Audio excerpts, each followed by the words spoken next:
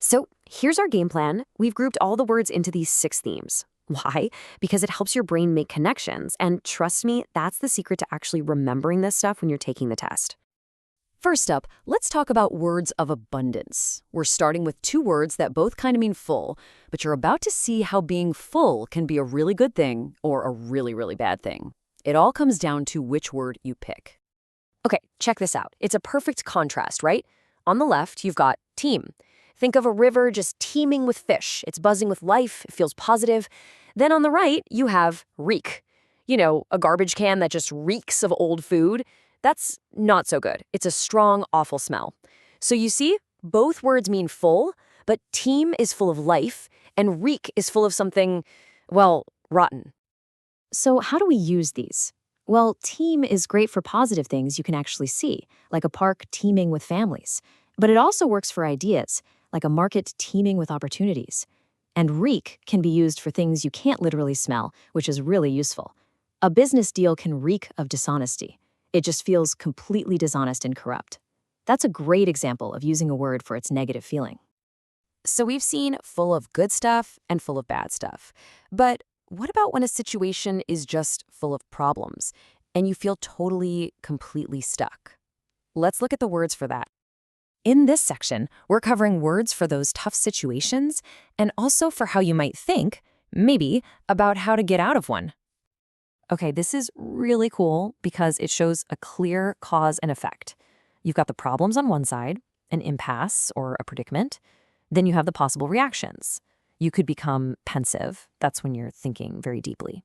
Or you could just fall into torpor, that lazy, sluggish feeling where you just can't move. Problem and then reaction. Let's break these down. An impasse, think of it as a dead end. Always involves 2 or more sides that just can't agree. A predicament, though, is more of a personal, sticky situation, like losing your wallet in another country. And the reactions? Pensive is that quiet, thoughtful mood. Torpor is that sleepy, can't-be-bothered feeling you get after a massive meal. One is about thinking, the other is about not doing anything at all. Okay, enough with the problems. Let's talk about finding solutions and maybe celebrating a little. This next batch of words is all about making plans and getting together with people. Now, this is a super important group. A scheme is just a plan, but you gotta be careful. It can sound a little sneaky. The verb to contrive means you cleverly created a plan. But the adjective, contrived, is almost always a bad thing. If you say a movie's ending felt contrived, you mean it felt fake, forced, and totally unnatural.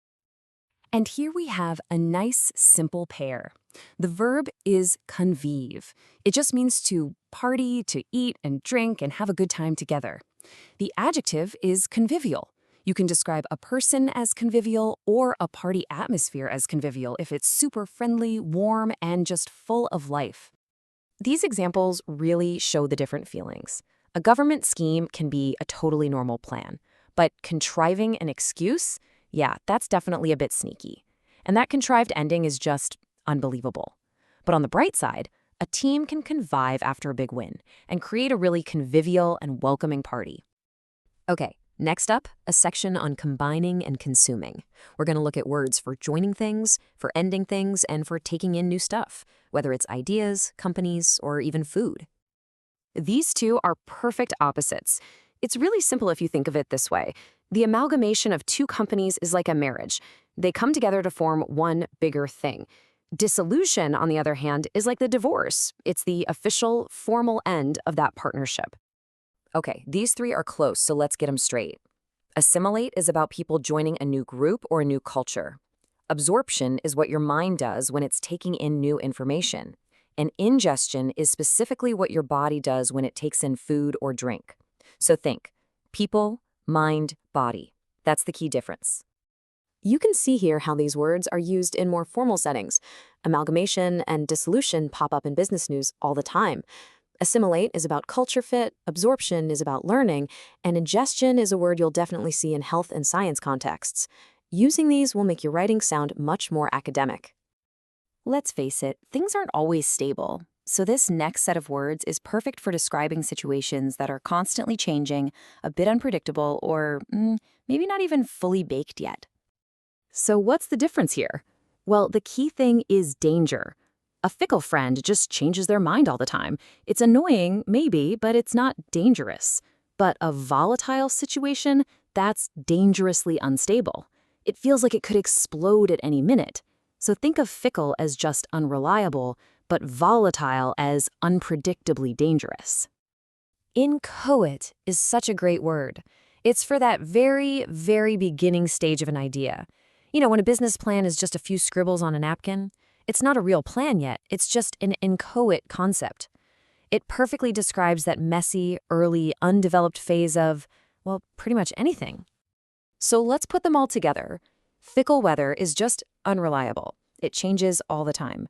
A volatile political situation is dangerously unstable.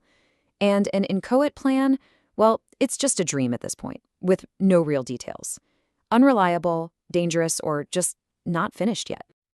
For our last section, we're diving into words that describe the world around us and the people in it, from nice little comforts to real hardship, and from personality types to how we treat one another.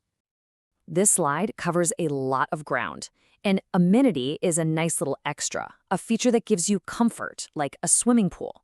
Indigent describes someone who is extremely poor, someone lacking the absolute basics. And intransigent describes a personality, someone who's just incredibly stubborn and absolutely refuses to change their mind. Now, this is a fascinating little group. To slight someone means to disrespect them, to insult them. It's pretty much the exact opposite of honoring them, like you would a knight. And the word benighted? Well, it literally means to be stuck in darkness or night. We use it to describe someone who's ignorant, like they don't have the light of knowledge. So there you have it. The big question is, which one of these words are you going to use today? Seriously, the best way to make a word stick is to actually use it. Is the market teeming with people? Is your plan still a bit inchoate? Pick one, just one, and try to use it. That is the fastest way to build the vocabulary you need to ace that test.